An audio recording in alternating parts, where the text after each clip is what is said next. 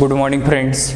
Last lecture we have to discuss in the synthesis of solid, that is about the procedure and the synthesis of the nanoparticle. Okay, in this synthesis, therefore last lecture we have to discuss the synthesis of the zinc oxide nanoparticle. Okay, in this lecture we have to discuss the synthesis of titanium dioxide. Okay, this is another nanoparticle. We have to discuss its procedure, aim, chemical and its equipment, and you have to how to form the titanium dioxide nanoparticle in this lecture. Okay, therefore the synthesis of titanium dioxide, its aim is about to synthesize the titanium dioxide, the nanoparticle, using the chemical route. Okay, in this synthesis of the titanium dioxide, therefore to synthesize the titanium dioxide, okay, you have to synthesize the titanium dioxide nanoparticle, you are to using the chemical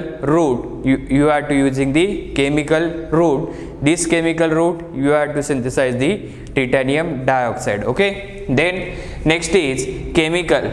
Okay, which chemical you have to use in the synthesis of titanium dioxide. Okay, first is titanium trichloride, then ammonium hydroxide, then 2-propanol, that is a isopropanol. Okay, then double distilled water. Okay, this all about the chemical you have to use in to synthesize the titanium dioxide. These chemical are used. Okay, this is the simple chemical. These chemical are available in our laboratory, therefore you have to easily prepare this titanium dioxide nanoparticle. Okay, then equipment. Okay, which equipment? That is about the round bottom flask, magnetic comb heater and the X-ray diffraction. Okay, this is the equipment. That equipment you have to use in synthesis of titanium dioxide. Okay, this is the equipment. Then next is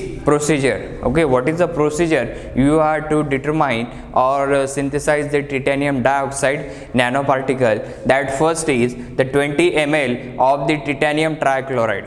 20 ml of the titanium trichloride solution, you have to add 60 ml of the 0.1 molar ammonium hydroxide solution. Okay, you have to take firstly round bottom flask. Okay, in this round bottom flask you have to add 20 ml of the titanium trichloride solution into the RBF, then 60 ml of the 0.1 molar ammonium hydroxide solution into RBF. Therefore it is a addition between the titanium trichloride and ammonium hydroxide. Okay, therefore after the addition of the ammonium hydroxide in titanium trichloride, therefore you have to stir at the room temperature. You have to stir at room temperature. After the stirring, therefore the white color solution indicate, after the stirring where the white colored solution indicate that formation of titanium dioxide particle, means after stirring you have to looking the solution, that solution into the white color solution. Therefore that white color solution, it is indicating that the titanium dioxide particles are formed into this solution, after the stirring. Okay, then you have to centrifuge. We have to centrifuge them, means this white color solution are indicated the titanium dioxide particle are present. Therefore then centrifuge obtain the PPT. Okay, we have to centrifuge this solution. Okay, then the centrifuge is obtain the PPT and wash with the distilled water, therefore wash with the distilled water, then then the particles are dry in isopropanol at room temperature. Therefore your titanium dioxide particle are dry in isopropanol at room temperature, and therefore you have to take the XRD sample of the titanium dioxide particle after the drying. You have to take the XRD sample. You have to take the XRD of the sample of the after the drying process, means after drying process, therefore you have to formation of the titanium dioxide particle, and that titanium dioxide particle sample you have to take the XRD. XRD means that is the X-ray diffraction. Okay, this is all about the procedure, and this procedure it is useful for to synthesize the titanium dioxide. Okay, then result. What is the result of this synthesis? That is about the diffraction pattern of dry powder sample. It is obtained using the CuK alpha. CuK alpha, it is a relations. Okay, CuK alpha radiations, and that appears shown in figure.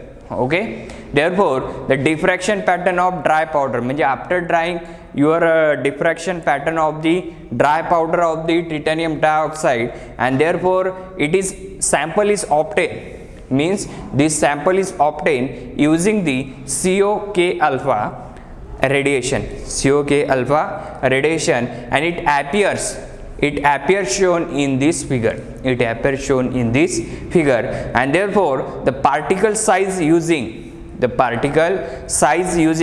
scalar formula. The particle size using the scalar formula means you have to determine the titanium dioxide particle size. Therefore you have to use the scalar formula. That scalar formula it is useful for to determine the size particle of the titanium dioxide. Okay, therefore the scalar formula is about small d is equal to 0.9 into lambda. Small d is equal to 0.9 into lambda divided by beta into cos theta b, divided by beta into cos theta b. Okay, this is the beta into cos theta b. This is the beta into cos theta b. This is the formula of the scalar formula. Okay, this is the formula of scalar formula. Okay, therefore what is the symbolism?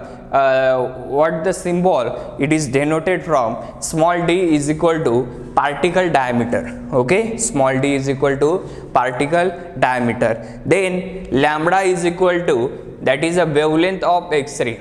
Lambda is equal to wavelength of X-ray, means this is the wavelength. Okay, that is the 2 theta degree. This is the XRD of the titanium dioxide. It is a 2 theta degree versus the intensity. Okay, that lambda it shows that the wavelength of X-ray, means your XRD's wavelength. XRD's wavelength, it is a X-ray means what? Ki wavelength of X-ray. Wavelength of X-ray means what? Ki you are to taking the XRD of the titanium dioxide, and therefore that XRD's wavelength,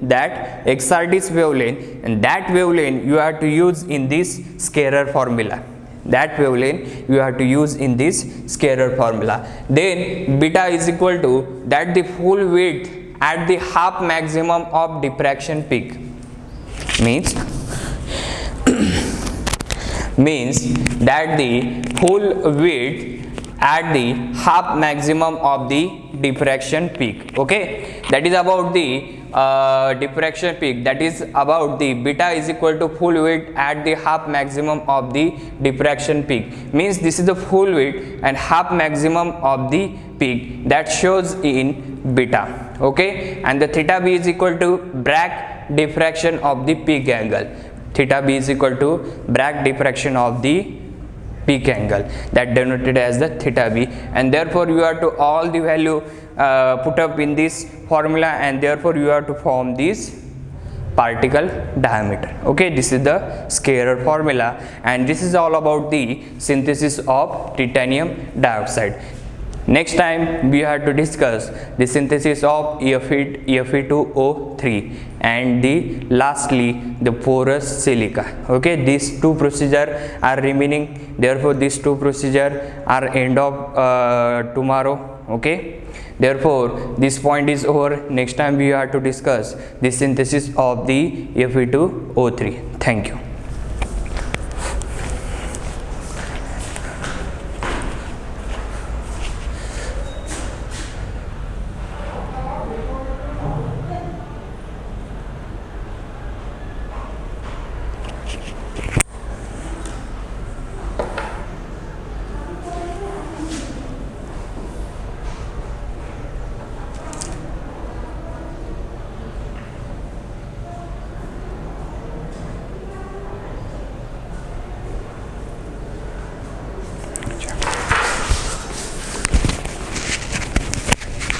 Joshi madam,